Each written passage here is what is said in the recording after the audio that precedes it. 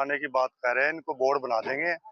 जैसे बोर्ड से इनको जैसे भी कुछ डॉक्टरों की रिपोर्ट आएगी उसके अनुसार काम कर दिया जाएगा। जो भी कार्रवाई बनती है, जिसकी भी गलती रही है उस पे हमने कार्रवाई कर देनी है, एफआईआर दर्ज लॉन्च कर देनी है। अभी वो तो इन्वेस्टिगेशन का पार्ट है ना जी। जैसे ही अपने डॉक्टरों की रिपोर्ट आएगी उस पर हमने कार्रवाई कर दी। मैं वाल्मीकि नगर नाहन हाउस का रहने वाला हूँ। मेरी एक बेटे की घरवाली थी जिसका नाम शालू है, बेटे का नाम शिव कुमार है, और वो यहाँ अपना दवाई कराने आई थी, बिल्कुल पैरों से चल के। इन्होंने कहा कि जी थोड़ी हालत ज्यादा खराब है, हम दाखिल कर लें। कर लो भाई। अब दाखिल कर दे वार्ड में रखा इतने दिन, कोई सिखलाई वाले इन्होंने लड़कियां छोड़ रखी, कोई काम नहीं हुआ।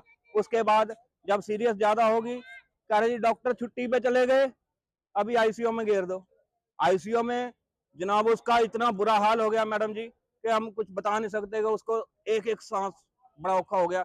इनका जो पल्स वेट था वो भी 18 पे आ गया, जबकि वो नॉर्मली 72 होना चाहिए लास्ट का। तब भी मैंने इनको रोड़ा पाया भी है, क्या हो रहा है?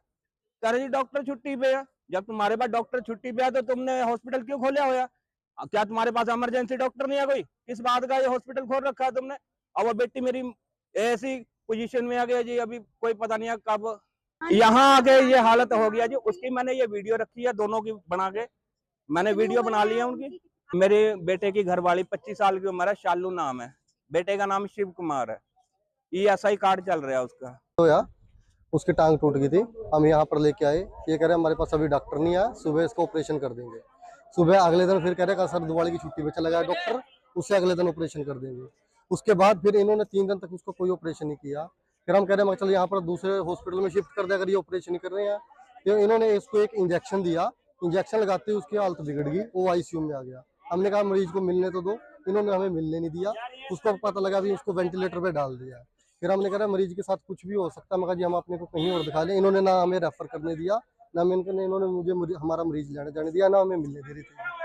आज सुबह इन्हें कह रहे अभी मरीज की हालत कुछ पहले से बेटर है, आप उसको मिल सकते हो। मैं गया मैडम, इन्होंने मुझे बताया तकरीबन सुबह 4:30 बजे। सुबह 4 बजे मैं उसके पास गया, लेकिन उसकी पल्स रुक चुकी थी। सारा कुछ कह रहे हम उसको सीपीआर दे रहे हैं। सीपीआर देते देते कहा हम इसको एक इंजेक्शन और दे रहे हैं, इससे आधा घंटा दीजिए या 1 घंटा दीजिए। मगर ये हुआ कैसे, हमें कुछ तो बताओ। मगर जब सब रिपोर्टें नॉर्मल है, इसका सीटी स्कैन भी हुआ 21 तारीख को, इसका सीटी स्कैन बिल्कुल जितनी भी रिपोर्टें हैं सारी की सारी नॉर्मल थी। नॉर्मल रिपोर्टें आने के बावजूद भी इन्होंने ये मेरे ब्रदर डेथ कर दिया।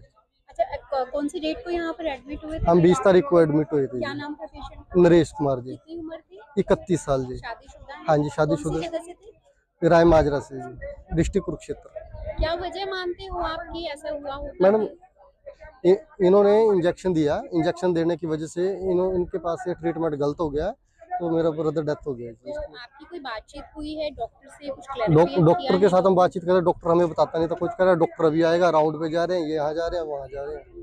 अब तक उन्होंने डॉक्टर ने हमें कुछ नहीं बताया। मेरा मित्र है प्रवीण कोट कछवे से। सवेरे सवेरे फोन आया, परसों भी आया था विजिट करने में, लड़के को मिलने के लिए आया था।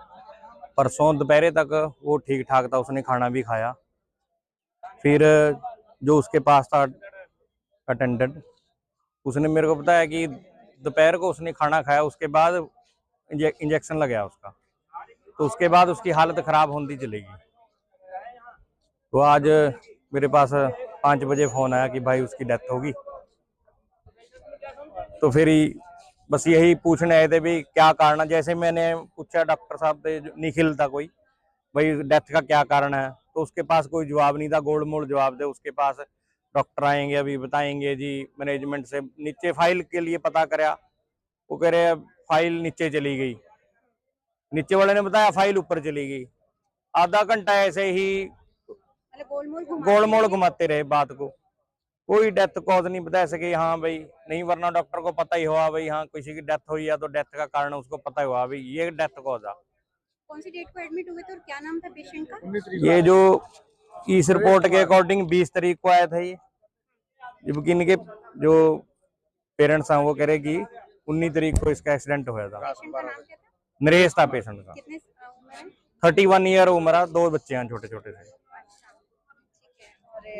अभी फिलहाल यहाँ पर आज आपके पास कब फोन पहुँचता है? मेरे पास सवेरे फोन पहुँचता है 5 बजे कि भाई प्रवीण कुमार है, मेरे मित्र बीएड की थी मेरे साथ, वो कह रहे भाई ऐसे ऐसे पेशेंट की डेथ हो चुकी है और या ये नहीं बताया जा रहा भी क्या कारण है डेथ का। अब आप लोग ये नारे भी लगा रहे हैं, मतलब एमएम हॉस्पिटल के खिलाफ क्या कार्रवाई क्या चाहती हैं आप? सभी लोगों का ये मानना कि ये जो डॉक्टर की लापरवाही की वजह से पेशेंट की डेथ हुई है।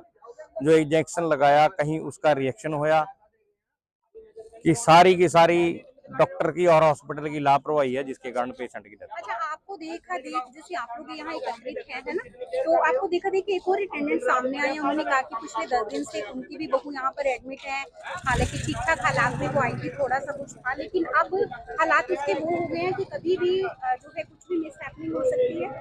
क्या लगता है कि एमएम हॉस्पिटल में ऐसा कुछ सामने आ रहा है फिलहाल? जिस हिसाब से यहाँ लोग इकट्ठे हुए हैं, कुछ ना कुछ गड़बड़ तो जरूर है, कुछ ना कुछ तो प्रॉब्लम जरूर है, वरना डेथ चलो परमात्मा की देना, परंतु दिक्कत तो है ही है कहीं ना कहीं।